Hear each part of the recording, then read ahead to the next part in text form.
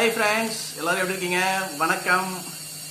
So நம்ம இன்னைக்கு ஒரு ஹெல்த்தியான ரெசிபி தான் பார்க்க போகிறோம். ஒரு எஸ்பெஷலி குழந்தைங்களுக்கு கொடுக்கலாம், ஏன்னா அது ரொம்ப ஹெல்த்தி.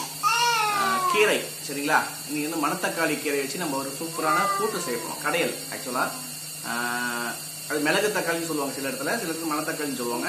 நம்ம பார்த்துருப்போம், சின்ன சின்னதாக இருக்கும், நம்ம வீட்டில் கூட வளரும் சில நேரத்தில் செடி அதெல்லாம்.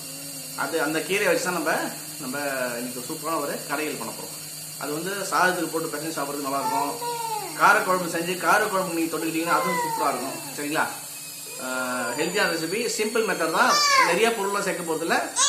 இது பாரம்பரிய முறையில் நம்ம கடைஞ்சி பண்ண போகிறோம் சரிங்களா?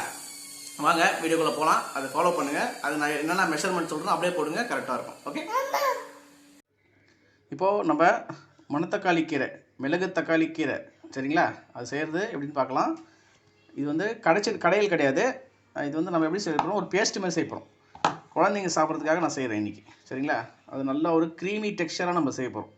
குழந்தைங்க சாப்பாடு போட்டு பேசி சாப்பிட்றதுக்கு நல்லாயிருக்கும் சரிங்களா? ஃபஸ்ட்டு மணத்தக்காளி கீரை ஒரு கட்டு, இது அப்ராக்சிமேட்டாக ஒரு 1/4 கிலோ வரும் சரிங்களா? நல்லா ஆஞ்சி வாஷ் பண்ணி வச்சுருக்கேன். அது கூட ஒரு 3 பல்லு பூண்டு போட்டுக்கோங்க. வெங்காயம் ஒரு மீடியம் சைஸ் வெங்காயம் நல்லா பொடி பொடியாக கட் பண்ணியிருக்கேன், போட்டுக்கோங்க. ஒரு சின்ன சைஸ் தக்காளி இந்த பொடி பொடியாக கட் பண்ணிக்க, அதுவும் போட்டுக்கோங்க. 2 பச்சை மிளகா நறுக்கியிருக்கேன். இந்த டிஷ்ஷுக்கு தேவையான உப்பு.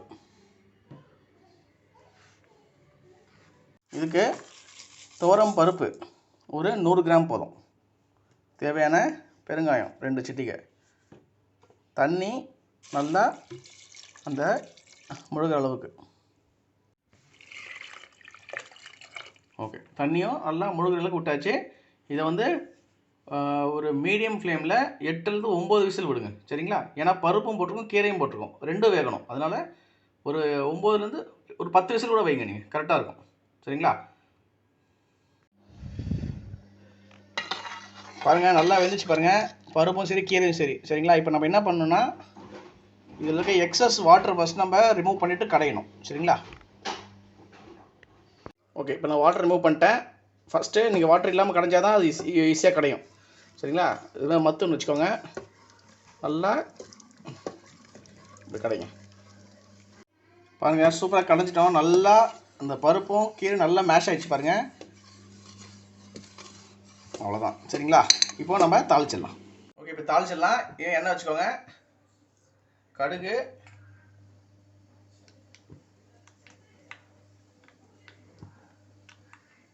ஒன்று உடச்சி போட்டுக்கோங்க. போட்டுட்டு சீரகம் லைட்டாக ஒரு பிஞ்சு சரிங்களா? இது அப்படியே நம்ம அதில்